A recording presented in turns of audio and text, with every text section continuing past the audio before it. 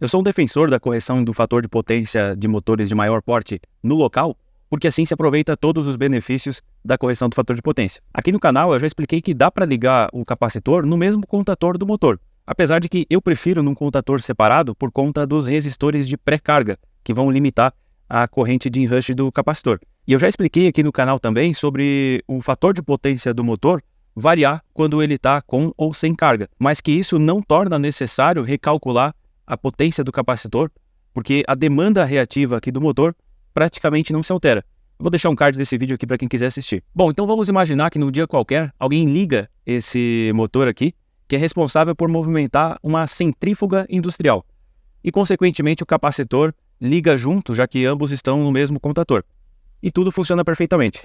Mas, num determinado momento, o que acontece é que esse contator aqui ele desliga, o processo se encerra ou por qualquer outro motivo, esse contator aqui é desligado e nós não temos mais essa conexão aqui com a rede, somente a conexão do motor com o capacitor. Aqui eu tenho um circuito equivalente do motor e do capacitor, ainda em paralelo, mas sem receber a limitação da rede para movimentar a centrífuga. Nesse momento, a centrífuga, que é uma carga de alta inércia, faz o motor continuar girando e, mais do que isso, gerando energia. Esse motor aqui vai estar gerando energia. Isso quer dizer que, se o motor está gerando energia, vai ter uma força que vai promover a circulação de corrente aqui nesse circuito, e a magnitude dessa corrente, o patamar aí dessa corrente, vai depender da impedância do circuito. A impedância do circuito é o que vai limitar a corrente, né? É o que vai impedir que essa corrente seja muito alta, e essa impedância é composta pela parcela resistiva e pela parcela reativa. Observa que a resistência, nesse caso desse circuito, ela é quase inexistente, né? É apenas a resistência do próprio cabo aqui, que como ele vai ser curto nesse caso, já que o capacitor está próximo do motor, como o cabo é curto, então essa resistência ela é muito pequena.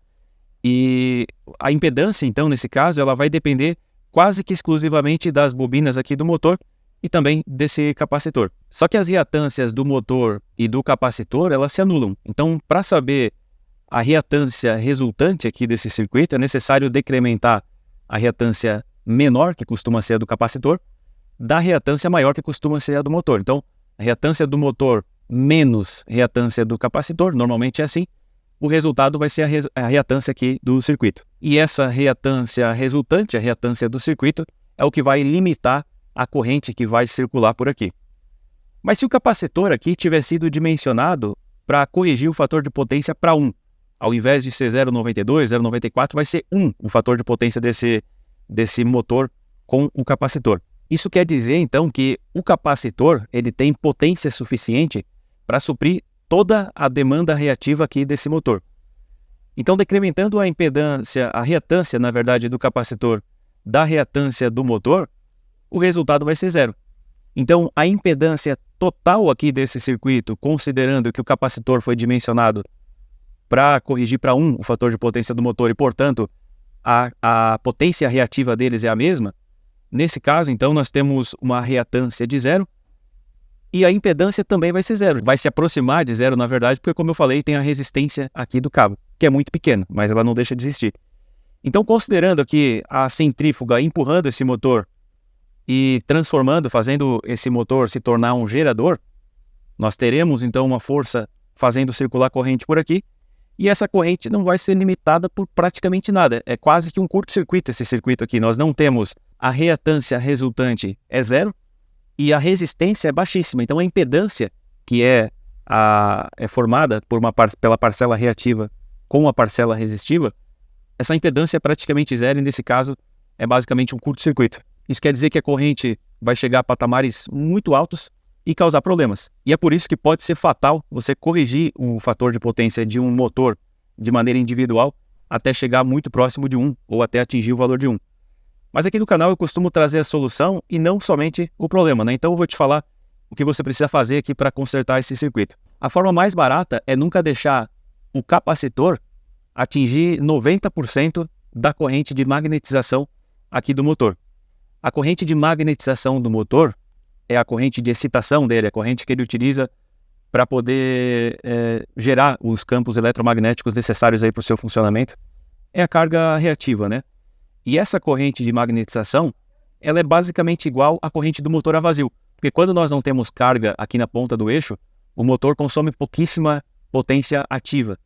Então, a potência consumida aí pelo motor a vazio é praticamente igual, é um pouquinho maior só, do que a potência aí, a magnetização do motor. Então, a corrente do capacitor não pode ser maior do que 90% da corrente do motor a vazio.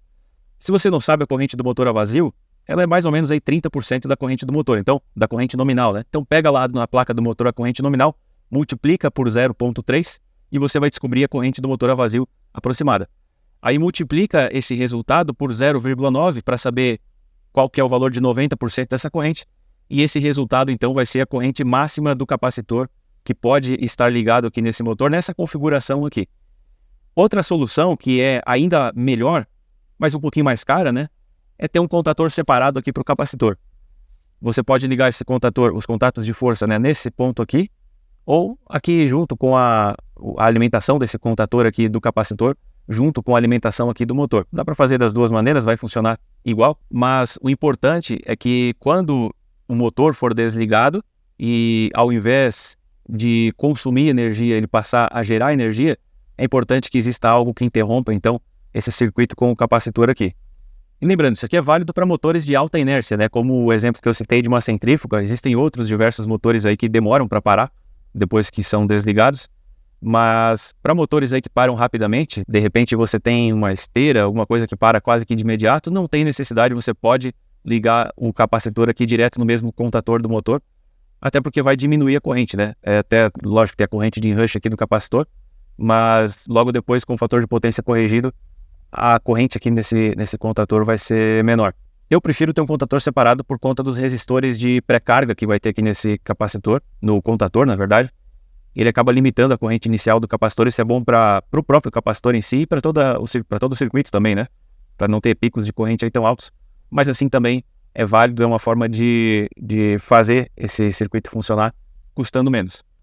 Bom, se você aprendeu alguma coisa com esse vídeo, por favor, deixa o like e deixa um comentário também, porque isso é muito importante e ajuda a continuar trazendo conteúdo técnico de qualidade aqui para o canal.